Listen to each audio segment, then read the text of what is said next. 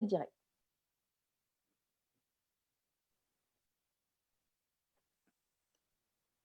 Voilà, donc le direct est lancé et je vais lancer l'enregistrement.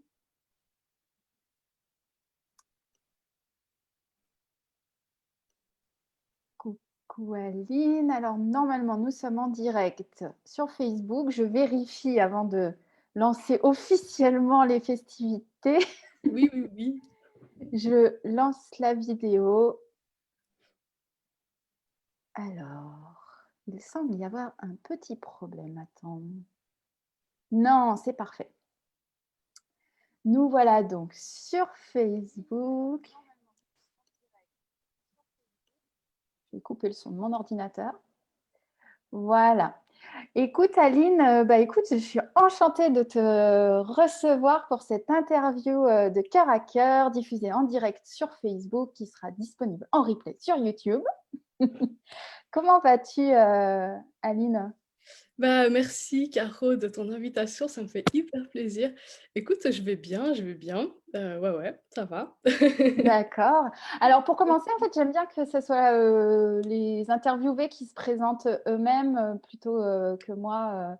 Donc si je te demande en plus la question, qui es-tu, Aline? Qui je suis? Ou non, voilà, présente-toi plutôt aux personnes qui nous regardent pendant ce live. Alors, je m'appelle Aline, j'ai 41 ans, j'habite à Genève, donc voilà, ça c'est les trucs de base. La base. Sinon, en fait, ces temps, je fais un peu de multiples choses. On va dire que j'ai un travail fixe en tant que bibliothécaire scolaire. Donc, je suis responsable d'une toute petite bibliothèque dans une école à Genève avec des ados. Donc ça, c'est mon travail quotidien, on va dire. Et puis, à côté de ça, il y a quelques années, j'ai lancé une activité de bibliothérapie. Donc ça, on pourra peut-être en parler, on verra. Et puis, il y a quelques temps, je me suis lancée dans le Human Design, qui est un système de connaissance de soi dont je suis tombée en amour, on va dire, que je trouve absolument passionnant. Et donc, voilà, ces temps, je développe une activité autour du Human Design. Voilà, ça à côté de mon job. Et sinon, je suis aussi enseignante de méditation, voilà, depuis une quinzaine d'années. Je suis co-responsable d'un groupe de bouddhistes tibétains, en fait, à Genève. Et voilà, ça c'est aussi une grande, grande partie de ma vie depuis des années, donc ça fait largement partie de qui je suis aussi. D'accord. Ok. Voilà. Alors, on reviendra ouais, sur la bibliothérapie et sûrement sur la méditation aussi. Mais je veux bien commencer par le Human Design parce que moi-même, j'ai découvert le Human Design il y a quelques mois. Comme toi, je tombe en amour et c'est un outil qui m'aide énormément. Et du coup, je voulais savoir justement, toi, comment tu l'as rencontré en fait comment tu l'as découvert déjà cet outil? Alors, j'ai découvert le Human Design par une personne que tu connais bien, qui est Laura Nathalie. Donc, en fait, je fais partie de son club privé, c'est ma coach. Et puis, dans son club privé, elle fait des masterclass sur des sujets pour nous faire découvrir des nouveaux sujets comme ça. Et puis, un jour, elle a fait une masterclass sur le Human Design. Et ouais, j'ai juste adoré, quoi. J'ai adoré et puis je me suis dit: «Mais j'aimerais en savoir plus». En fait, moi, j'aime beaucoup les systèmes complexes, tu vois? Les Ouais. systèmes de connaissances complexes, c'est pour ça aussi que le bouddhisme tibétain me passionne, c'est parce que c'est ultra complexe. Ça peut être très, très essentiel, mais c'est aussi ultra vaste et complexe. Et je me suis dit: «Waouh, le human design, ça a l'air d'être un outil comme ça super puissant, mais aussi où il y a des tas de choses à découvrir». Et du coup, je me suis abonnée à une newsletter en fait d'une personne qui parlait de human design. Et puis peu de temps après, elle a lancé sa formation. Puis je me suis dit bon, allez, j'y vais. J'ai envie d'en savoir plus. Et puis je me suis lancée là-dedans. Donc en fait, c'était complètement par hasard, parce que Laura nous en a parlé. Et puis je me suis dit waouh, ça a l'air bien. D'accord. Mais donc, du coup, tu t'es lancée dans la formation avec cette idée juste de découvrir l'outil. Parce qu'aujourd'hui, tu es accompagnatrice en Human Design. Ça veut dire que tu peux faire des lectures de chartes pour les gens. Mais donc, au Mhm. départ, quand tu t'es lancée dans la formation, c'était juste… Non, Tu en déjà... fait, c'était avec l'intention d'avoir un outil supplémentaire pour accompagner. Si tu veux, D'accord. je me suis d'abord lancée dans la bibliothérapie, qui est une forme d'accompagnement par la lecture et les livres, mais j'avais envie d'avoir d'autres outils, en fait. Pour moi, c'était pas, Heu, personnellement, c'était pas complètement satisfaisant. J'avais besoin d'autre chose et puis je me suis dit: «Voilà, le human design, ça peut être complémentaire à la bibliothérapie», ou le contraire d'ailleurs, enfin, actuellement, je vois plutôt ça dans l'autre sens. Je me dis Ouais. que la bibliothérapie, ça peut être complémentaire au human design dans le sens où on peut, proposer des livres, suite à une lecture de charte de human design pour approfondir certaines choses. Donc maintenant, j'ai un peu renversé le truc, mais à la base, c'était plutôt de me dire: le Human Design va me fournir des outils pour, la bibliothérapie. D'accord. Peut-être pour, les gens qui connaissent pas, parce que moi je connais la bibliothérapie, mais pour les gens qui connaissent pas, juste l'expliquer, on va pas rentrer forcément dans les détails, mais expliquer, tu vois, qu'est-ce que c'est finalement? Ouais, alors en fait, alors bon, le terme, littéralement, c'est le soin par les livres ou l'accompagnement par les livres. En fait, il y a plein de manières différentes de pratiquer la bibliothérapie. On va dire qu'actuellement, il y a un petit peu 2 grands, courants. Il y a, un courant un peu plus historique, un peu plus anglophone, on va dire, qui consiste ça vient du monde médical et psychologique à la base, où, l'idée c'est de faire, une séance avec la personne, de discuter. Alors si c'est un médecin, ça peut être, par rapport à un problème médical ou un problème psychologique et de prescrire des livres, de la lecture que, le patient ou la personne va lire et puis, ensuite on peut travailler sur cette lecture, discuter de cette lecture et l'idée c'est que le livre, il soit vraiment l'outil thérapeutique en fait, ou un des outils thérapeutiques, dans le processus.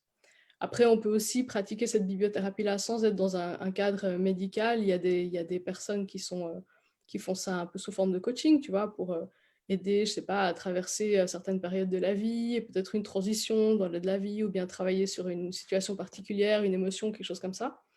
Et puis ensuite, il y a, ce qu'on appelle la bibliothérapie créative, où là, c'est plus, sous forme d'atelier, de groupe. Ça peut aussi être fait en individuel, où, là, il y a pas de prescription de lecture, mais on va utiliser la lecture à haute voix de textes courts, heu, au sein d'une séance et puis après la lecture, on en fait quelque chose de créatif.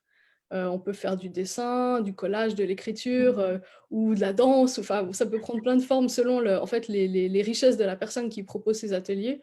Donc l'idée, c'est de partir de textes, qui ont une richesse, on va dire, sémantique, métaphorique, d'images et cetera, qui va faire mettre en mouvement des choses dans la personne et puis on va exprimer ce mouvement et ce qui se passe, les émotions et cetera, sous une forme créative qui peut être, diverse. Donc ça, c'est un petit peu 2 manières de pratiquer la bibliothérapie en très résumé, on va dire. D'accord, et toi, tu t'inscris plutôt dans laquelle de ces 2 manières? Plutôt la première. J'ai aussi appris la deuxième, mais moi je suis quelqu'un de plus à l'aise en tête-à-tête avec les gens qu'en groupe. Donc sauf dans des groupes comme ceux à qui je donne des cours de méditation, mais là c'est ma deuxième famille, donc tu vois? C'est facile, tu vois, d'être dans le groupe.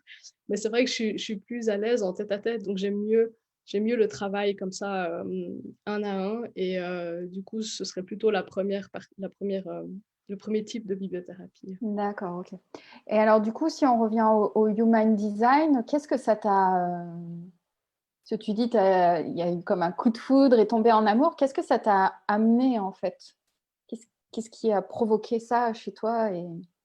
Alors en fait, je dirais que ça m'a permis de reconnaître toutes sortes de choses en moi, hem, de valider tous certains aspects de mon être en fait, qui, par le passé ont pu être difficiles, m'ont posé problème en me disant: «Je suis pas normale, je devrais pas être comme ça» ou je sais pas quoi, tu vois? Et puis, en voyant ma charte de Human Design, je me suis dit: «Ben non, en fait, c'est complètement normal, c'est ça que je suis et c'est OK». Et souvent, les gens, ils utilisent le terme soulagement, en fait, quand ils Ouais. parlent de la découverte de leur charte et pour moi, c'était vraiment ça. Je me suis dit: «Ah, voilà, ça a validé certaines choses en me disant: "Bah, c'est OK, en fait". Je suis pas bizarre, c'est juste qu'on est tous différents, il y a des gens qui sont comme ça, puis moi, je suis comme ça et puis c'est OK, voilà, Et c'est normal, ouais. c'est normal».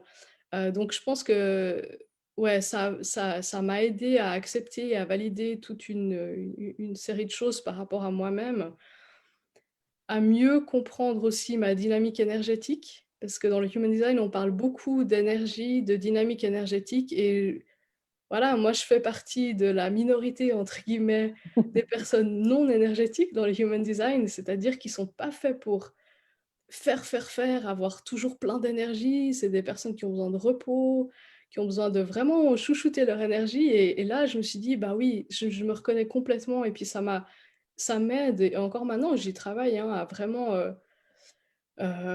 ouais, mieux gérer mon énergie et puis, prendre davantage soin, en fait, de mon hygiène énergétique, on pourrait dire. Mmh.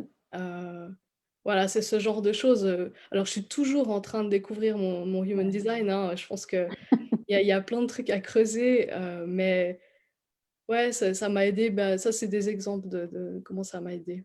Ouais, bah oui, non, c'est vrai que enfin, pour moi qui le découvre sur le côté énergétique, alors je fais partie des types énergétiques, mais, mais du coup, pareil, ça permet, c'est ça en fait, c'est ça qui en même temps est à la fois, enfin, qui est merveilleux et en même temps, c'est d'une évidence.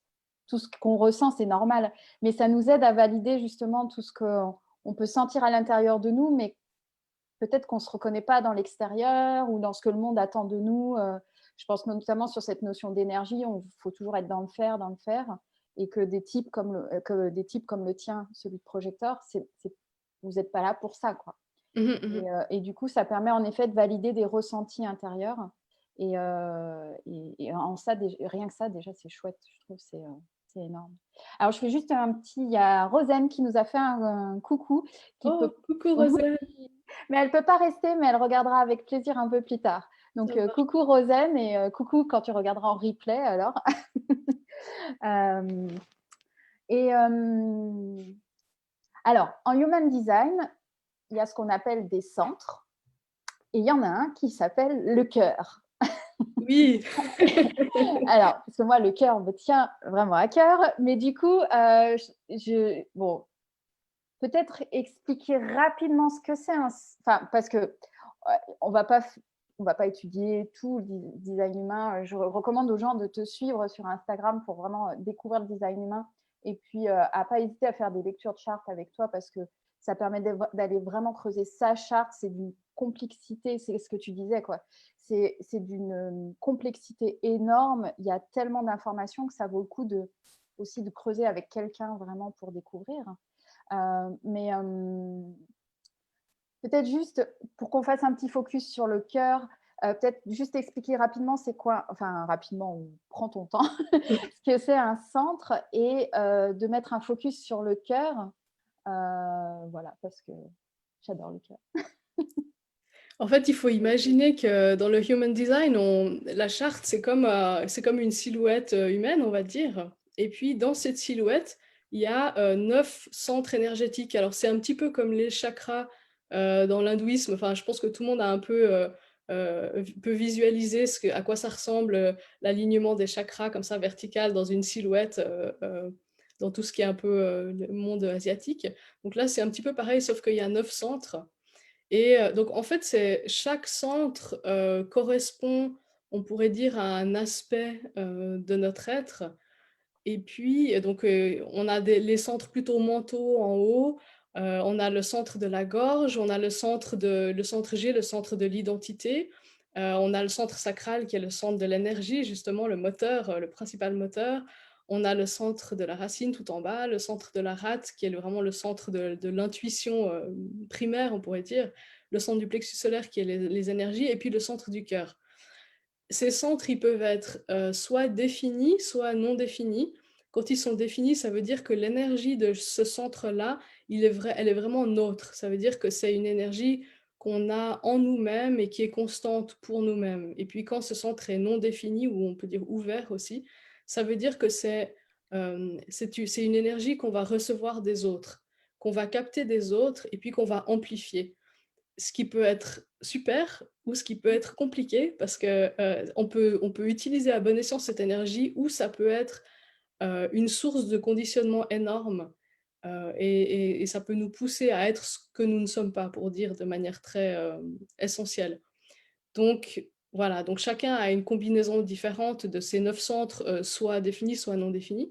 Et le centre du cœur, c'est vraiment, le centre de la détermination, de la motivation. C'est le centre aussi qui régit les finances. C'est un centre très ancré dans le monde matériel, tu vois? Il y a un truc comme ça de qui pousse en avant, c'est un centre compétitif aussi, voilà. C'est un petit peu cette énergie-là. Donc, c'est le centre de la valeur de soi aussi, la valeur qu'on se donne. Donc, si on a ce centre défini, on va avoir de manière intrinsèque, beaucoup de détermination, beaucoup de motivation. On va connaître notre valeur, tu vois? Ça va pas être vraiment un problème de se valoriser dans le bon sens du terme. Et puis, au contraire, si on a ce centre ouvert, on n'a peut-être pas cette source de motivation, de détermination, ce drive interne de manière constante. Et puis, un des un des une des difficultés principales, c'est, la difficulté de se trouver notre propre valeur. Enfin, tu vois, de ne pas savoir ce qu'on vaut ou, de vouloir toujours prouver, ce qu'on vaut aux autres.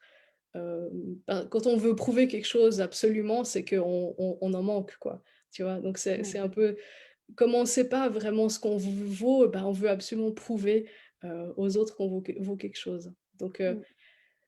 Donc voilà, je sais pas si le cœur, c'est vraiment en fait, moi, je me dis toujours, tu vois, c'est quand on dit mettre du cœur à l'ouvrage ou Mmh. faire les choses de tout son cœur, ce centre, c'est vraiment cette énergie-là, c'est le cœur dans ce sens-là, en fait. Ouais. C'est vrai que moi, j'ai eu beaucoup de mal au début à faire le lien comme ça entre ce centre du cœur et l'énergie en fait qui est derrière. Mais maintenant, quand tu me dis oui, le cœur à l'ouvrage, avoir du courage aussi, ça veut dire, enfin, le mot courage vient du mot cœur et il y a justement cette notion de motivation à y aller, quoi. Et valeur de soi et donc valeur derrière argent, financière. Bon, là où je peux voir le lien. Mais c'est vrai qu'au début, j'étais un peu perturbée. Le cœur, moi, je vois ce cœur, c'est beau. On est, je sais pas comment dire, on est dans pas tout sauf l'argent, quoi. Ouais, ouais. Dans mon imaginaire, hein, dans ma représentation. Mmh. Donc c'est vrai qu'au début, ça m'a perturbée, mais c'est un beau centre. Mais comme ces 9 centres en Human Design, qui sont tous de précieux cadeaux. Et, euh, et du coup, donc moi, je vois le Human Design comme un des outils qui permet voilà, finalement de découvrir encore plus qui on est. Et toi, tu as aussi, donc, tu parlais de bibliothérapie. Est-ce que c'est une activité que tu proposes actuellement ou que tu vas mettre en complément tu disais de faire ça plutôt en venir en support finalement du Human Design. Alors, si tu veux, c'est une activité que je propose en tant que telle. Je propose des séances de bibliothérapie comme ça, où c'est vraiment juste une discussion avec la personne autour de la lecture et puis autour peut-être des situations de vie ou de ce que la personne aimerait travailler grâce à l'outil livre et lecture. Et puis à l'issue de la séance, en fait, j'envoie à la personne une liste de quelques livres, 4-5 livres qui, je trouve, pourrait l'aider à avancer par rapport à ce qu'on a discuté pendant la séance. Donc ça, c'est quelque chose que je propose, que je fais peu parce que finalement, en fait, la bibliothérapie, c'est très peu connu en francophonie, donc c'est pas quelque chose de très développé. Donc pour l'instant, c'est pas une activité pour laquelle il y a une énorme demande. Mmh. Donc je le fais comme ça de temps en temps, voilà. Si quelqu'un est intéressé, je le fais volontiers. Donc c'est quelque chose que je propose sur mon site, qui est en lien avec la bibliothérapie. Mais c'est vrai que j'en fais pas, une pub, incroyable. Voilà, je fais pas tout ce que je pourrais pour, développer cette activité-là parce que, j'aimerais vraiment développer le human design, davantage. Mais je Mmh. suis ouverte à toute personne qui aurait envie d'essayer la bibliothérapie. Ok. Moi, ce qui m'impressionne en bibliothérapie, parce que pour en avoir, moi, j'ai suivi une initiation, j'appellerais pas ça une formation, hein, à la partie bibliothérapie créative. Mmh. Et dans l'autre manière d'aborder la bibliothérapie, et donc j'ai une question pour toi, ce qui m'impressionne, c'est comment tu fais pour recommander des livres C'est quoi? Tu as une bibliothèque dans ta tête et selon le sujet, tu vas savoir? C'est des romans? C'est des Comment ça se passe? Parce que moi, ça m'impressionne Alors en fait, il y a plusieurs manières de faire, ma manière à moi, si tu veux. Alors moi, je lis beaucoup pour moi par intérêt personnel, on va dire, D'accord. et puis en fait, je consigne dans une liste tous les livres que je lis. Et en tant que bonne bibliothécaire, je mets des mots-clés, dans ma Ah! liste de livres, tu vois? Parce que quand je me suis formée avec un monsieur français qui propose, une formation comme ça, à ce type de bibliothérapie. Puis lui, il propose la bibliothérapie intuitive. Il s'appelle Lionel Aobia et il propose la bibliothérapie intuitive. Donc lui, en fait, c'est vraiment faire appel à son intuition, pour, en fonction de l'échange avec la personne, avoir des idées de livres qui viennent comme ça et qui seront les bons pour la personne. Et moi, je lui disais: «Mais moi, j'ai un petit cerveau qui oublie les trucs, direct derrière et je me rappelle pas de ce que j'ai lu». Et du coup, je me suis dit: «Il faut absolument que je consigne ça par écrit, que je fasse une liste». Donc depuis 2-3 ans que je fais ça, bah, j'ai une liste qui grandit, voilà, au fur et à mesure que je lis des livres. Je mets des petits mots-clés comme ça, tu vois? Si par exemple, je dis n'importe quoi, mais quelqu'un traverse un deuil, bah, je peux, taper deuil dans ma liste Et tu et retrouves, puis me rappeler en fait de tous les livres pour lesquels je me suis dit: «Tiens, là, il y a quelque chose qui pourrait parler à quelqu'un qui vit un deuil». Alors, il y a une chose qui est importante dans ce type de bibliothérapie, c'est qu'il y a pas un livre pour un problème. Tu vois? Ça, c'est parce que surtout alors si on prescrit entre guillemets des documentaires, alors c'est plus le cas parce que oui, il y a des documentaires, tu vois? Il y aura des livres qui te donneront bien une sûr. méthode pour t'aider à traverser un deuil et cetera, donc ça oui. Après si tu prescris des romans, là c'est beaucoup plus compliqué parce qu'en fait l'effet ou la manière dont la personne va vivre le livre va changer d'une personne à l'autre. Donc, il y a pas un livre pour un problème et pour moi, là, c'est vraiment là où l'échange avec la personne est important parce que c'est dans l'échange où je vais ressentir, en fait, la personne et puis ses envies, ses besoins, ses habitudes de lecture, Heu, ce que j'ai appris dans le bouddhisme tibétain, ça m'aide à ressentir les gens et ça, c'est aussi quelque chose, qui est très projecteur dans le human design, c'est le fait de voir, en fait, les gens, de voir un peu en profondeur en eux comme ça et puis du coup, bah, voilà, je regarde ma liste et je me dis: «Bah, voilà, ce livre, je pense qu'il pourrait aider la personne» ou ce livre» et puis c'est pas forcément des livres qui parlent du problème en particulier, mais c'est des livres, voilà, que j'ai l'impression qu'ils parleront à la personne. Ouais. Merci. Je suis désolée, j'étais un petit peu perturbée parce qu'en fait, j'ai une lampe qui s'est éteinte il y a quelques minutes et d'ailleurs, en fait, chez moi, en fait, je OK. fais le backstage. Il y a une lampe qui s'est éteinte il y a quelques minutes chez moi, là, en face. Et du coup, Rosen a laissé un commentaire pour dire: «C'est rigolo, vos deux images côte à côte, ça fait ombre et lumière, une belle image». Donc, c'est toi qui étais dans la lumière et je trouve qu'en tant que J'ai ma petite guirlande. en plus, voilà, c'est ça. Quand je vois ta guirlande, je me dis: «Mais moi aussi, il me faut une guirlande derrière, elle est vraiment trop belle ta guirlande» Ouais, et sinon c'est tout blanc, tu vois? C'est pas drôle, puis bah, il fait ouais, plus regarde, moi nuit alors moi, c'est tout moche. J'ai mis mon espèce de lampe LED à côté. Mais donc, c'était marrant et pendant que tu reparlais de bibliothérapie et que tu parlais de projecteur, il y a ma lampe qui s'est rallumée et je trouve ça extraordinaire et du coup, ça me donne envie de te poser une question pour revenir au human design, sur, parce que ça fait plusieurs fois qu'on l'évoque et j'aimerais quand même que tu nous parles des types, peut-être pas chacun en détail, mais juste d'expliquer la particularité peut-être des projecteurs. Peut-être, voilà, avec d'un côté les générateurs, manifesting générateurs, d'un côté les manifesteurs et réflecteurs et les projecteurs, et vraiment de nous expliquer les projecteurs. Parce que moi, je suis fan des projecteurs.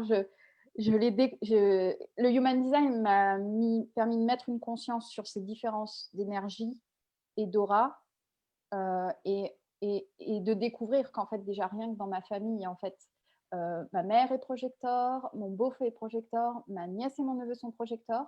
Donc du coup, ça a permis d'expliquer plein de enfin, d'expliquer, de mieux comprendre certaines choses. Et puis là, j'y retourne à Noël, donc je vais avec encore plus de connaissances y aller en mode encore comment ça va se passer et tout. Et en plus, je découvre les projecteurs. Plus ça va, plus j'en suis entourée et je suis fascinée. Et les projecteurs, en fait, souvent, moi, au début, il y a un gros coinçage parce qu'ils ont leur regard perçant comme ça. Et après, je sais pas, il y a un moment de bascule. Et alors là, je suis en amour total et je suis fan de vous, projecteurs. Vous avez, en termes d'énergie, vous êtes tous différents, mais je suis fascinée par les projecteurs. Alors, parle-nous des projecteurs, s'il te plaît. Pour caricaturer à l'extrême, on a les manifestors qui ont une énergie vraiment de créativité. C'est des gens qui vont créer dans tous les sens sans forcément continuer tout ce qu'ils créent, mais ils vont tout le temps créer. Ensuite, on a les générateurs qui, eux, sont des bâtisseurs. Donc, eux, ils vont prendre une chose et puis ils vont le construire dans la durée. Ensuite, on a les manifesting generators qui sont un mix des deux. Donc, ils vont avoir plein d'idées, mais qui ont aussi l'énergie pour continuer les choses dans la durée. Je résume ça Ouais, oui, à l'extrême. pour qu'on comprenne et qu'on Ensuite, puisse on a faire les... focus projecteur. Exactement. Ensuite, on a les réflecteurs. Alors, eux, ils ont tout leur centre dont on parlait tout à l'heure ouvert, ce qui fait qu'ils sont une éponge, en fait, de l'énergie extérieure. Donc, leur rôle, c'est vraiment de refléter la santé de leur environnement. Et puis, les projecteurs, eux, ils ont un rôle de guide. Et en fait, toutes ces énergies, elles sont transmises en fait par l'aura. Donc, dans le Human Design, on te dit que chacun a une aura énergétique, je pense qu'on dit, qui va à quelques mètres autour de nous, comme ça. Et puis, les projecteurs, ils ont une aura pénétrante. Donc, on peut s'imaginer une sorte de cône, comme ça, qui, qui pénètre la personne en face. Et, À travers votre regard, je vois votre regard. et qui permet en fait vraiment de voir l'autre personne à la fois, et c'est une vision à la fois globale et à la fois détaillée. Donc, ça permet vraiment de comprendre l'autre personne, de la voir dans ce qu'elle est. Euh, alors, oui, ça peut... Enfin, ce qui est important de dire, c'est que un projecteur, pour donner libre cours à son énergie, il a besoin d'être reconnu et invité par la personne en face. Donc, quand tu es face à un projecteur que tu ne connais pas, dont tu n'acceptes pas cette énergie parce que tu ne l'as pas demandé, ça peut être extrêmement désagréable. Tu peux te sentir déshabillé du regard ou tu peux te sentir...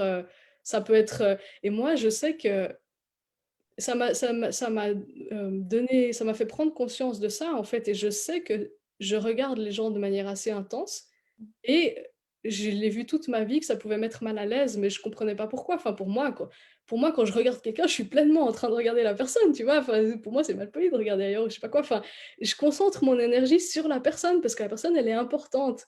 Mais j'ai remarqué que effectivement, ça pouvait ne pas être bien pris. Et du coup, bah là, cette histoire de projecteur, ça m'explique en fait ce sentiment que j'ai toujours eu. Et par contre, si tu es en face d'une personne qui te connaît et qui te reconnaît pour ce que tu es, pour ta valeur, et du coup, qui t'invite formellement ou pas, dans le sens qui est ouverte à ton énergie de projecteur, bah à ce moment-là, ça se passe bien. Parce que tu vois, si, je sais pas, si tu me demandes mon avis te concernant, tu vas être ouverte à ce que je te dise ce que je pense. Les projecteurs, c'est des gens qui... Le rôle, c'est le rôle de guide. Donc, c'est des gens qui vont aimer conseiller, tu vois, dire ce qu'ils voient. Mais dire ce qu'il voit à quelqu'un qui ne l'a pas demandé, ça va mal se passer. Ça va être mal reçu, ça va être rejeté, ça va ne pas être écouté. Voilà, tu vois, il y aura un mur, quoi, ça va pas bien se passer. Tandis qu'il y a un projecteur qui est invité à donner son avis ou à guider, ben là, il peut donner libre cours à tout ce qu'il voit, à tout ce qu'il sait, et puis ce sera juste, quoi, pour la personne en face et du coup pour le projecteur aussi. Donc Ouais. ça, c'est, voilà, cette aura. Ouais, c'est cette aura pénétrante au début qui déstabilise. Et moi, en fait, ça me fascine de me dire, parce que moi, je suis manifesting générateur et donc en plus très tournée à l'intérieur de moi, quoi. Et du coup, moi, ça me fascine quand tu dis, bah, quand je suis avec quelqu'un, je peux lire. Et je me dis, mais comment j'ai trop envie, j'aimerais expérimenter. Donc, j'espère qu'un jour, je pourrais, je sais pas, on verra comment c'est possible. Mais je trouve ça fascinant, quoi, Enfin, je suis fascinée. Je suis fascinée par Parce cette capacité de lecture en l'autre, en fait. Ouais. Mais c'est juste ce que tu dis quand tu dis qu'en tant que FG, tu es tourné vers l'intérieur et en fait, les projecteurs, justement, ils sont constamment tournés vers l'extérieur, ce qui peut être un problème parce qu'ils peuvent finalement ne pas savoir qui ils sont eux à force de regarder les autres, quoi. Et je sais que par exemple, moi, quand je suis dans les transports publics, j'adore regarder les gens. Et puis je sais qu'il faut que je fasse attention parce que je pourrais les regarder de manière très insistante et puis ça pourrait être bizarre, quoi, tu vois? Alors que moi, c'est juste par intérêt parce que je les regarde et puis je ressens un peu qui ils sont, enfin, j'ai envie de sentir qui ils sont et puis parfois je me freine parce que c'est malvenu, quoi, tout simplement. Ouais, parce que c'est intense en fait, la façon de Mmh. regarder peut être intense et c'est vrai que ça peut être pris comme insistant, mais ouais, c'est fabuleux. Après, comme tu dis, quand tu invites un projecteur, enfin, voilà. Moi je suis fan, je sais pas, il faut que je réfléchisse à lancer un club ou un truc, fan des projecteurs. Mais je vois bien, j'en ai plein en fait autour de moi. Mmh. Donc, du coup, ouais, non, c'est chouette. Et, euh, ah oui, tiens, ah oui. Et je viens d'avoir des. Parce que je voulais parler de méditation bouddhiste, bouddhique. boud- Je crois que tu peux dire les 2. Je sais pas. Donc, la méditation bouddhiste. Parce qu'en fait, je voulais parler juste d'ouverture du cœur. Moi, c'est mon grand sujet d'ouverture du cœur. Et je ne sais pas pourquoi j'ai cette idée en tête que la méditation. Ah, il y a Janat qui vient nous rejoindre. Mmh. Coucou Janat. Coucou Janet. Comment vas-tu? N'hésite pas à nous dire en commentaire comment tu vas. Et en fait, ouverture du cœur et méditation. Je suis pas très, je connais pas énormément la méditation bouddhique, je sais plus, du Bouddhiste, tu bouddhisme, peux dire bouddhiste. mais c'est vrai que quand même dans ma tête, je sais pas, j'ai une projection que ça peut amener à l'ouverture du cœur. Qu'est-ce que tu pourrais en dire, toi? Parce que du coup, est-ce que c'est moi qui me fais des idées ou toi, comment tu pourrais voir le lien? Alors je pense que tu as complètement raison. Comment dire ça de manière simple? En fait, Je si tu sais que tu peux très bien le faire. À la base, la méditation, enfin, souvent, enfin, en Occident, on a souvent une idée un peu fausse de la méditation, tu vois? On se dit c'est rentrer dans un petit cocon, se concentrer, faire le vide ou je sais pas quoi. Alors que la méditation, c'est absolument pas ça. En fait, la méditation, c'est rester dans l'instant présent, ouvert à tout ce qui se passe et présent à tout ce qui se passe. Euh, L'idée, alors, au début, on s'entraîne à se focaliser sur une chose. Ça peut être le souffle, ça peut être, les sons, ça peut être toutes sortes de choses, ça peut être, nos pensées, nos émotions, enfin, on prend un objet comme ça et on essaie de se concentrer dessus parce que sinon, on a l'esprit qui part dans tous les sens. Enfin, je pense que si vous essayez de regarder vos pensées à un moment, vous voyez que ça part dans tous les sens et en fait, on n'arrive jamais à rester juste dans l'instant présent sans être pris par une pensée, puis la continuer, puis partir dans une histoire. Puis on est tout le temps en train de partir dans des histoires. Donc l'idée, c'est d'arriver à focaliser son esprit sur une chose pour éviter qu'il parte. Donc, par exemple, on choisit la respiration, on pose notre attention sur la respiration, et puis à un moment donné, notre esprit va partir ailleurs. C'est pas grave, on le ramène sur la respiration. Puis il va partir ailleurs, c'est pas grave, on le ramène. Puis la discipline de base de la méditation, c'est ramener son esprit comme ça sur l'objet qu'on a choisi à chaque fois qu'on est distrait. Ça, c'est vraiment le truc de base. Mais qu'est-ce que ça fait? Ça fait que petit à petit, en fait, on arrive dans un état qui est non distrait.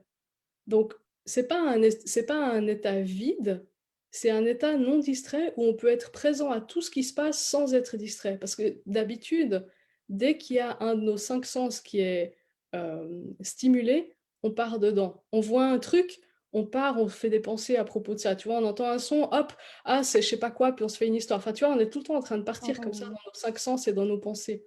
Donc là, ça permet d'avoir un état complètement ouvert où on est juste présent et on est non distrait par tout ce qui se passe, mais on est pleinement conscient de tout ce qui se passe. C'est pour ça que souvent les gens méditent les yeux fermés, et selon le bouddhisme tibétain, tu peux le faire au début si vraiment c'est trop pénible et que tu n'arrives pas à te concentrer, mais après il faut ouvrir les yeux, parce que on se coupe pas du monde, on est pleinement dans le monde, mais non distrait. Et en fait, ça c'est on va dire le résultat de la méditation de base. Et puis petit à petit, quand on développe ça, euh, comment dire? En gros, ça ouvre le cœur, c'est exactement ça. En fait, si tu veux, en gros, petit à petit, on dépasse simplement le fait de: «Il y a moi qui médite, il y a un objet que je regarde» et cetera. Et puis on laisse tomber ces barrières dualistes de moi, objet, le monde et tout ça. Et puis on peut, heu, arriver en contact avec juste ce qui est notre vraie nature, la nature de toute chose où il y a plus de dualité, de limitation et de concepts et de choses comme ça qui nous encombrent. Et donc là, en fait, pour moi, c'est l'état où ton cœur, il est le plus ouvert, quoi. Alors c'est marrant parce que dans le bouddhisme tibétain, on fait pas de différence entre l'esprit et le cœur, tu vois? Dans le Ah, monde occidental, on a vraiment l'esprit, tu vois? C'est l'intellect, le truc. ouais. Le cœur, c'est les émotions, mais en tibétain, c'est un mot pour les 2. Ils font pas de différence entre les 2. Et du coup, pour moi, quand je dis le cœur ouvert, c'est aussi la sagesse. Il y a le côté, Oui, tu vois? Il y a le côté, émotionnel, on pourrait dire, mais il y a aussi le côté sagesse, intellectuelle dans le bon sens du terme, de compréhension. Il y a une compréhension du cœur et il y a une compréhension de la sagesse aussi. Donc, d'accord. poussé à l'extrême, la méditation, ça t'amène à l'état du cœur le plus ouvert que tu peux imaginer, en fait. Voilà, c'est comme ça que je le vois. Ouais, ouais, ouais, ça me parle beaucoup parce que, ouais, l'ouverture. En fait, moi, quand j'ai le cœur ouvert, c'est que je suis présent je me sens en présence de ce qui m'entoure, ouais, de ce qui est là au monde. Et, je savais pas pour cette différence esprit-cœur, mais enfin là, c'est ma curiosité. Est-ce il y a quand même, parce qu'il y a l'esprit, le cœur, mais il y a aussi la partie mentale. Est-ce que esprit, mental, c'est la même chose? Alors, en fait, le tibétain, c'est hyper riche parce qu'il y a plein de mots pour dire ce que nous, en français, on dirait avec un seul mot, tu vois? D'accord. Et il y a plein de niveaux du mental. Il y a des termes pour dire le mental ordinaire, distrait, qui part dans tous les sens, tu vois? Là, il y aurait un mot pour parler de ce mental-là, dans le sens, les pensées qui tournent dans tous les sens. Après, il y a un mot différent pour, le mental qui serait les différentes consciences des choses, tu vois? Il y a différentes consciences des sens et puis, une conscience mentale aussi. Et puis ensuite, tu as, le mental le plus pur d'une certaine manière, qui est justement cette sagesse, Mm. complète. D'accord. Il y aurait encore un autre mot. Ah Donc oui, tu vois, il y a plein de mots pour ouais. décrire les différentes, étapes du mental ou les différents états mentaux, on pourrait dire. Donc en français, c'est très pauvre. En fait, notre vocabulaire, il est hyper pauvre par rapport à quand on traduit le bouddhisme tibétain, c'est hyper compliqué parce qu'on n'a pas les mots, quoi. D'accord.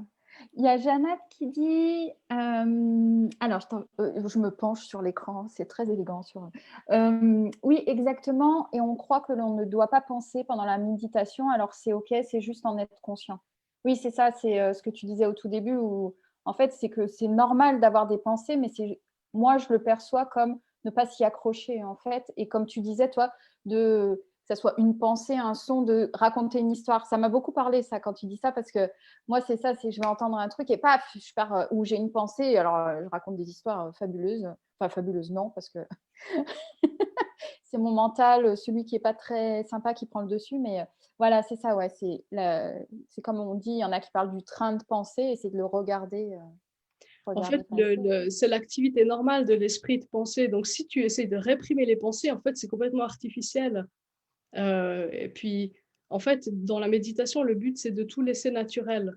Donc, si tu vois, dans un état complètement naturel et non D'accord. fabriqué. Donc, si tu réprimes les pensées, tu agis sur quelque chose. Et le but, c'est la non-action totale, justement. Et il y a D'accord. un maître tibétain qui disait que le problème, c'est pas les pensées, c'est les après-pensées. Tu vois? Parce qu'on a une Oui. pensée, la pensée en elle-même, mais c'est pas un problème. Le problème, c'est qu'on lui accroche, comme tu dis, un train de pensée, puis on en fait toute une histoire. Et puis après, on est totalement distrait, et perdu et parti dans nos trucs. Alors que la première pensée, elle est pas problématique, mais bah, on en fait tout un truc.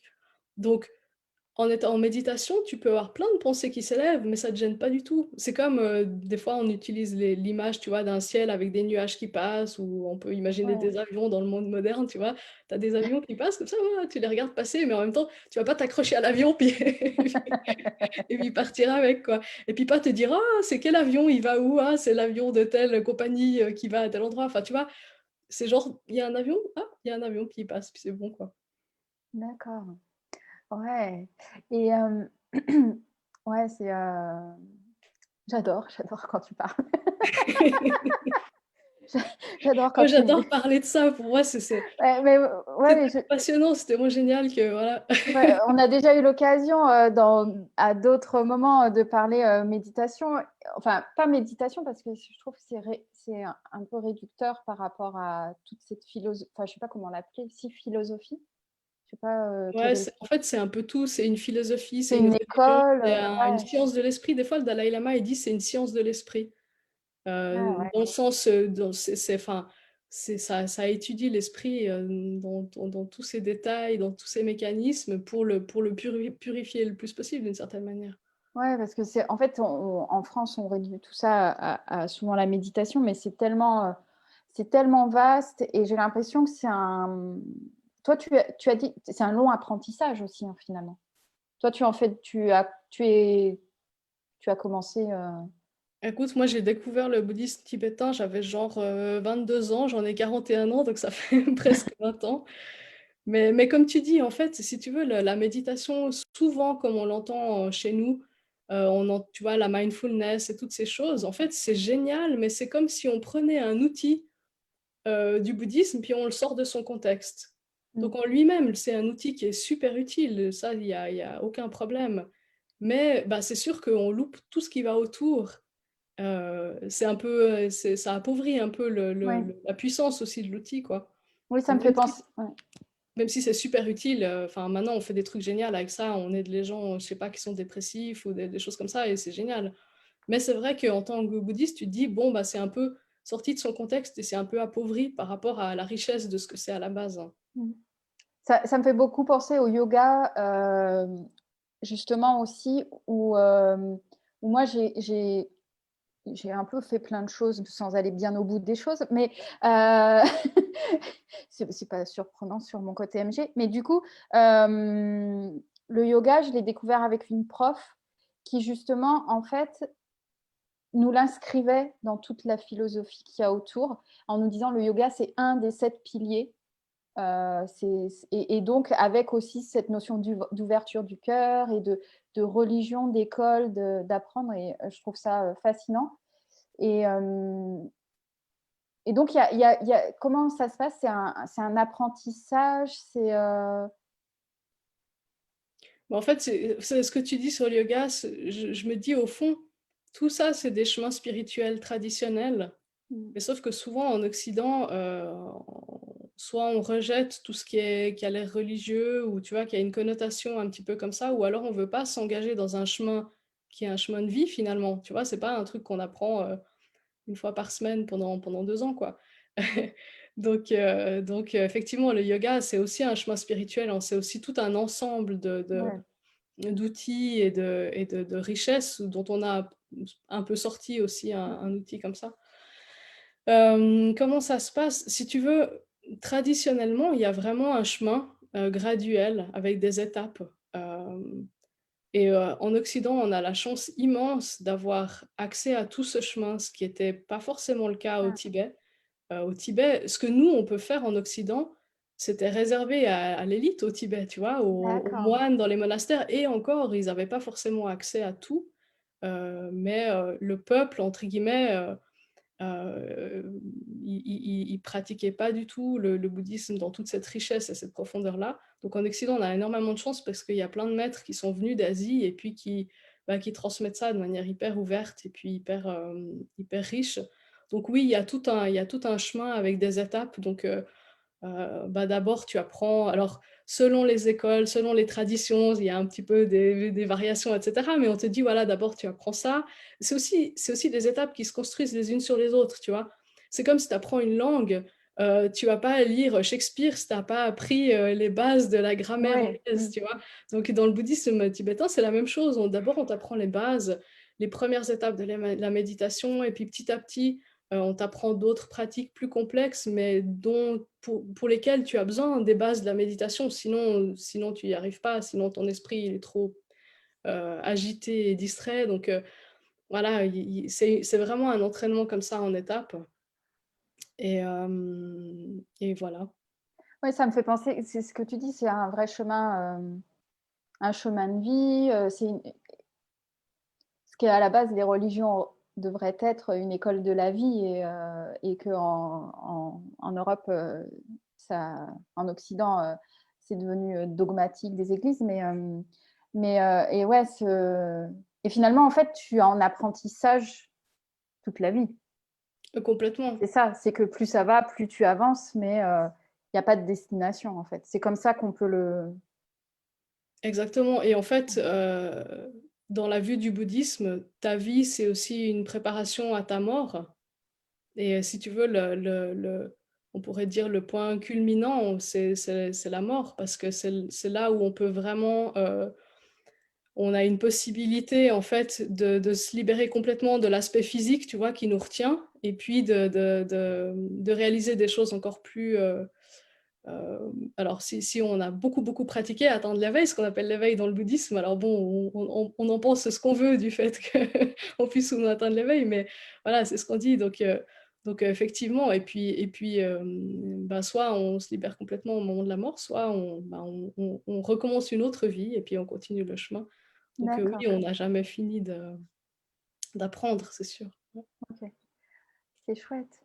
Et alors, à tous mes invités, je propose de nous partager 5 mots à partir du mot cœur. Donc, je sais que tu as préparé ça. Est-ce que tu voudrais nous partager les 5 mots un par un en nous expliquant pourquoi tu as choisi tel mot? Je prends mon petit papier. Vas-y.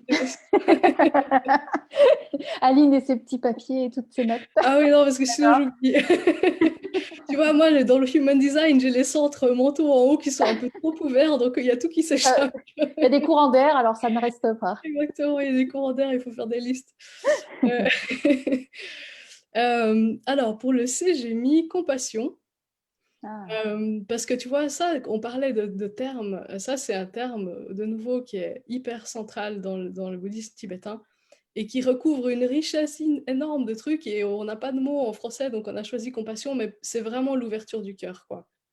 C'est vraiment d'accord. l'ouverture du cœur aux autres, tu vois, qui est inclus dans ce mot-là.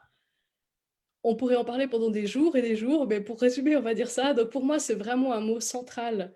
Tu vois, il y a sagesse et compassion, c'est l'aspect de l'esprit et l'aspect du cœur. Voilà, c'est ça qu'on développe en fait. D'accord. Euh, Ah, pour c'est moi, c'est super un intéressant. mot très important. Wow. Je passe au suivant. Ah ouais, c'est magnifique. Je suis partie dans mon ouverture du cœur, sagesse, compassion, esprit-cœur. Je trouve ça magnifique. Le haut, j'ai mis ouverture. Alors, pour faire honneur à ton ouverture du cœur, notamment.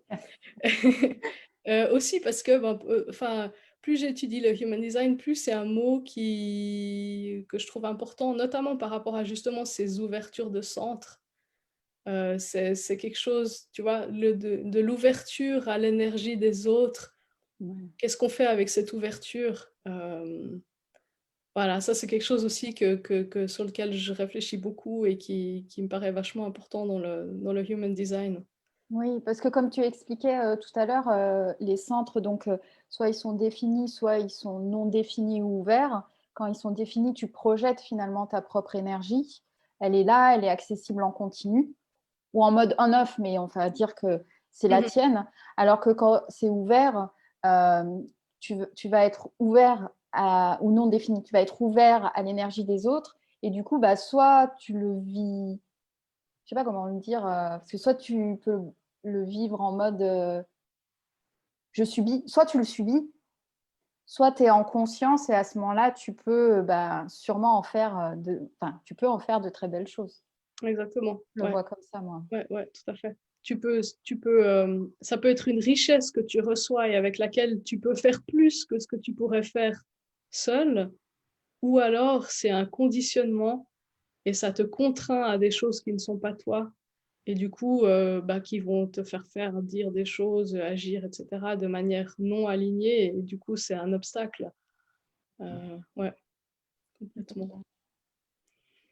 J'ai mis énergie, voilà. Parce que on en a déjà parlé en long et en large, mais voilà, pour moi, c'est aussi un thème central et c'est aussi un truc sur lequel je réfléchis beaucoup par rapport à moi parce que je pense que c'est un des apprentissages principaux pour moi avec le Human Design, c'est justement la gestion de l'énergie, les différences de dynamique énergétique et qu'est-ce que je fais avec ça. Donc, ouais.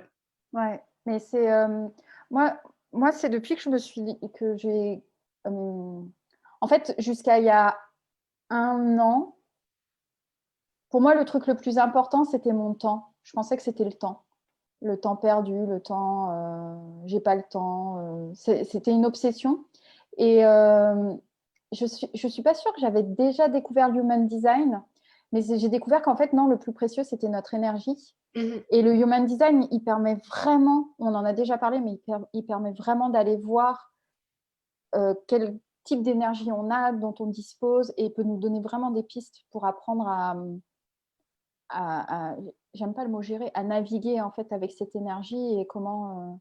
Et même moi, par exemple, qui en théorie est un type énergétique, j'ai des moments où j'ai zéro énergie et ça perturbe. Et le human design vient vraiment apporter, je trouve, des clés, des pistes là-dessus. Ouais, tout à fait. Je dis vive l'énergie. Exact.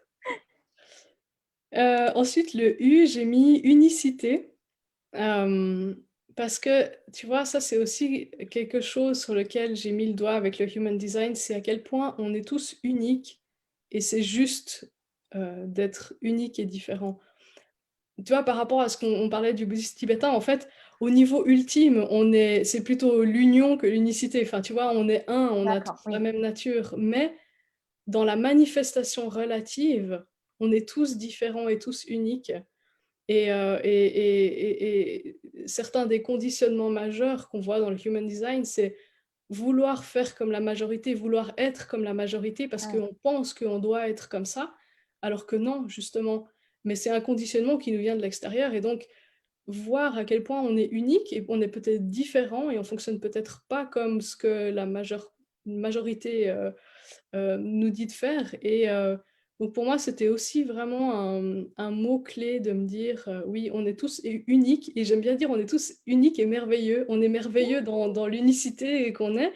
Simplement, il faut apprendre à être complètement à l'aise avec cette unicité, avec ce qu'on est, et puis à utiliser cette richesse, quoi, et à pas la retourner contre nous en disant, je devrais pas être comme ci, je devrais pas être comme ça, ou je sais pas quoi.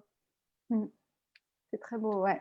Et c'est vrai que le human design permet Ouais, de voir. de Alors, prendre conscience. ouais, c'est compliqué, je pense, de trouver deux personnes qui ont la même charte. C'est pas impossible, hein, on est d'accord, mais Ouais, c'est possible, je pense, mais c'est possible, mais il y a tellement de variables en fait, ouais, on se rend compte qu'on est vraiment tous différents, quoi. ouais. Bah, on l'avait, enfin, dans la formation que je suis, qui est la même que celle que tu suivis, on a abordé le cas des jumeaux, par exemple, Ouais. puisque bon, il y a quelques minutes quand même de différence, mais je pense pas que sur le design ça ait tant d'impact que ça. Mais après, on a aussi notre façon de vivre, enfin, d'expérimenter la vie, on- et on n'a pas les mêmes expériences et qui vont nous faire vivre ce design différemment. Parce que ce qui est intéressant aussi dans le human design, je trouve, c'est de l'expérimenter, c'est de le vivre. C'est pas juste ou comme en astrologie ou en numérologie. Pour moi, c'est un outil comme ceci où on peut te donner une grille de lecture, mais finalement, après, chacun le vit à sa manière et dans son unicité. Ouais, puis comme tu dis, des jumeaux qui auraient la même ou presque la même charte, ils vont être conditionnés différemment parce ils vont pas, enfin, j'espère pas pour eux parce que ce serait un peu bizarre tout le temps être à proximité des mêmes personnes constamment, tu vois, ils vont Oui, en faire plus, différentes oui. expériences avec différentes personnes, ils vont vivre dans des cadres différents et du coup, ils vont être conditionnés de manière différente. Donc, effectivement, chacun va vivre son design différemment, quoi. Mm. Et puis le dernier mot R, j'ai mis respiration. Oh, Tu voulais quoi? tu Tu voulais verras, quoi? je te dirai après. Écoute, c'est le mot qui m'est venu parce Je que, t'expliquerai après. ouais, ouais, bon, on pourra changer, hein. Mais non, tu gardes, c'est ton mot, garde, je t'expliquerai après pourquoi. En fait, j'ai mis respiration parce que, bon, bah, comme je t'ai dit, en fait, c'est un outil dans la méditation qui est vachement important. La respiration, c'est un support qui est tout le temps avec nous finalement et qui est tout le temps dans l'instant présent et qui est hyper utile pour la méditation. Et en même temps, pour moi, je suis quelqu'un qui parfois oublie de respirer. Ah, Dans le sens où, dans mon design, il y a des choses qui me mettent la pression. Tu ouais. vois? Où il y a une sorte de stress intérieur comme ça et plusieurs fois dans ma vie, des médecins ou des thérapeutes m'ont dit: «Mais madame Morer, respirez, oubliez pas de respirer et prenez des moments pour respirer profondément», et tu vois? Et je sais que alors j'essaye de faire un peu de la cohérence cardiaque ou des trucs comme ça, tu vois? Pour ne pas oublier de respirer profondément, de m'oxygéner. C'est bête, mais voilà. Donc c'est à la fois un truc bien, mais quelque chose sur lequel il faut que je fasse attention aussi. Oui, et qui amène de l'oxygène au cœur, Ouais, justement. c'est hyper important. Enfin, qui amène tout au cœur, qui va permettre aussi de le faire circuler. Et ouais, ouais, ouais, la respiration, ouais, c'est un concept clé. Je sais que moi aussi, des fois, je me rends compte que je ne respire pas. C'est hyper important. Non, je disais ça parce qu'en fait, avant de te demander tes 5 mots, je voulais parler d'un sujet. Et je me suis dit, attends, je vais attendre de voir si elle ne l'apporte pas dans ces 5 mots. Mais du coup, c'est pas grave, on va en parler maintenant. Ah ah, ouais. C'était Alors, quoi? il y a Jeannette qui dit beau choix de mots. Ah merci, merci. Non, je voulais juste, avant qu'on termine, parler de randonnée, en fait. Ah! Ah tu vois, je suis restée dans des trucs ultra spirituels. Bah, tu étais en haut de ta montagne, voilà. Exactement. Non, je voulais juste parler randonnée parce que c'est quelque chose en plus enfin, c'est quelque chose très présent pour toi. Enfin, c'est une de tes passions, je ne sais pas quel mot utiliser, Mmh. mais en plus, on peut te suivre si on te suit sur tes réseaux sociaux. Je mettrai de toute façon tous les liens. On peut te suivre dans tes randonnées. Et donc tu vis en Suisse, moi qui vis en région parisienne, alors je ne suis pas grande fan de randonnée, mais quand je vois tes stories où tu pars toute seule comme ça, te promener dans la montagne, en ce moment il y a de la neige ou quand il n'y a pas de neige, et je vois ces vues magnifiques. Enfin, moi, ça me fascine je dois te suivre depuis cet été, je crois. Et ça me fascine, en fait, ces grands espaces. Alors, raconte-nous la randonnée un petit peu. Parle-nous un peu de randonnée avant qu'on se quitte pour nous oxygéner, justement. Bah, tu vois, pour la petite histoire, en fait, alors bon, comme j'habite en Suisse, je suis beaucoup partie en vacances à la montagne avec mes parents quand j'étais petite et tout. Puis ensuite, pendant toute une période de ma début de vie d'adulte, en fait, j'ai plus du tout fait de marche, et cetera. Puis j'ai eu une période assez difficile où physiquement, j'étais pas bien, j'avais des problèmes physiques.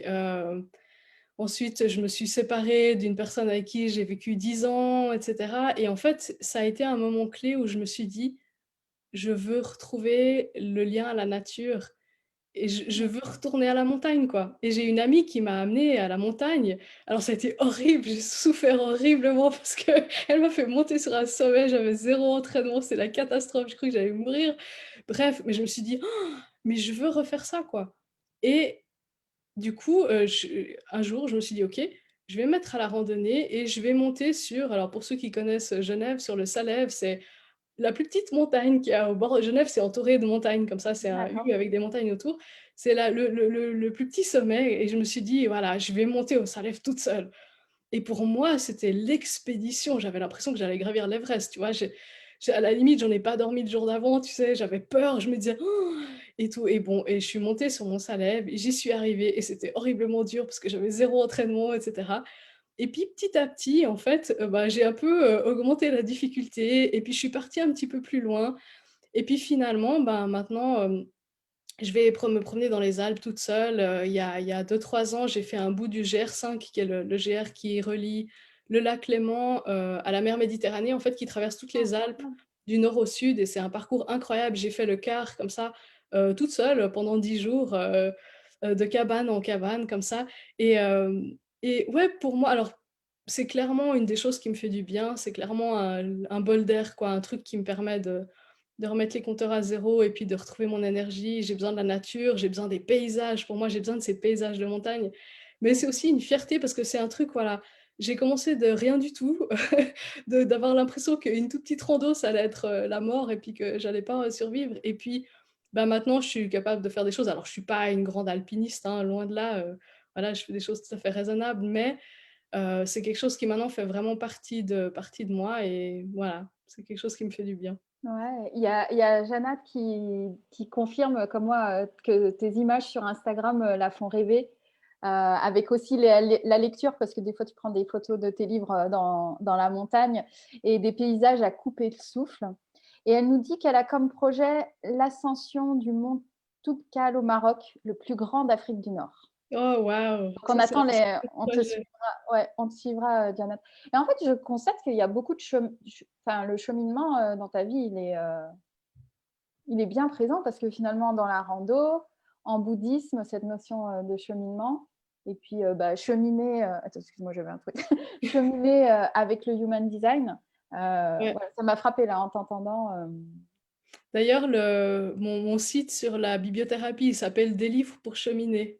Oui, c'est vrai aussi, bah oui. Parce que j'aimais bien cette idée que voilà, alors les livres, c'est pas l'outil ultime qui va tout guérir, mais c'est quelque chose qui nous aide à cheminer. Voilà, c'est des apports et pour moi, le human design, c'est pareil. En fait, c'est un outil, c'est un apport comme ça qui nous aide à progresser sur notre chemin, chemin de connaissance de nous-mêmes, chemin d'amour de nous-mêmes, chemin de tout ce qu'on veut. Ouais, ouais, pour moi, c'est quelque chose et j'aime beaucoup, faire des photos de chemin, de sentiers Oui, oui, aussi, oui. N'hésitez pas à aller sur Instagram, en effet, pour voir tous ces beaux paysages.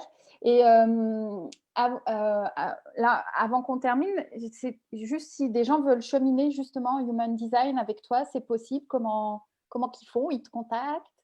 Tu as des Oui, places alors disponibles? pour l'instant, j'ai que, entre guillemets, un compte Instagram, Human Design Aline, peut-être, je sais pas, tu Je le pourrais mettre mettrai. le lien Ouais, je vais mettre les liens.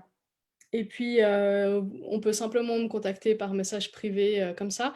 Alors bientôt, j'aurai un super site tout beau, tout neuf qui s'appellera alinemorer.com, sur lequel, bah, je parlerai de Human Design, puis ce sera un petit peu un portail comme ça pour arriver aussi sur la bibliothérapie, puis sur mes différentes D'accord. activités. Hem, je viens de prendre la décision de faire appel à quelqu'un pour, faire ce super site, pour moi. Hmm. Donc, ça va ouais, je me réjouis. Du coup, il va être encore vachement plus beau que celui sur la bibliothérapie que j'ai fait toute seule. Donc, je me réjouis d'avoir un tout beau site, bientôt. Donc d'ici, je sais pas, le début 2021, il y aura ce site alinemorer.com. Mais en attendant, bah, il y a mon Le compte compte, Instagram. d'accord. Ok. Et puis, bah, le compte Instagram, il a son duplicata sur Facebook aussi. D'accord. Hem, Je mettrai les liens vers ces deux. Et puis, dès que ton site sort, de toute façon, on en fera une annonce internationale. On l'attend avec impatience. et puis sur Facebook, bah, il y a simplement mon compte personnel, Aline Morer, on me trouve aussi, D'accord. Et ok, du coup, on peut te contacter pour des lectures de chartes sans souci. ouais, très volontiers. Ok. Et juste lecture de charte pour expliquer, c'est que Aline va vous sortir votre charte et va vous la lire. C'est aussi simple que ça. Alors ce que je Ou si propose, en tu fait, peux, c'est, ouais, je mets l'analyse par écrit.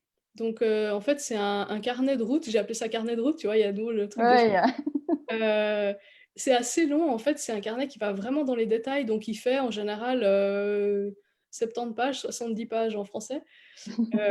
Donc voilà, c'est quelque chose de très détaillé, qu'on peut prendre simplement le temps de lire et puis ensuite on fait un appel Zoom où on peut regarder ça ensemble, répondre aux questions, clarifier des choses, voir comment ça s'applique en fait dans certains aspects de la vie de la personne et cetera. Donc ensuite on peut continuer à, travailler sur ce carnet de bord mais j'aime bien donner ça comme base écrite parce que c'est quelque chose auquel on peut revenir encore et chaque fois qu'on lit, on va trouver d'autres choses et puis si on le lit à plusieurs mois ou à une année d'intervalle, on va encore comprendre différemment. Enfin voilà, ça me paraît important d'avoir un support sur lequel on peut revenir. d'accord. Il y a Janelle qui dit qu'elle va voir le replay parce qu'elle se rend compte qu'elle a zappé la partie sur le Human Design. Oui, c'est vrai, tu nous as rejoint, je crois, juste quand on en avait parlé. Aline en parle au début. Bah, écoute, merci beaucoup. Enfin, je ne sais pas si tu veux, avant que je conclue, si tu veux ajouter quelque chose.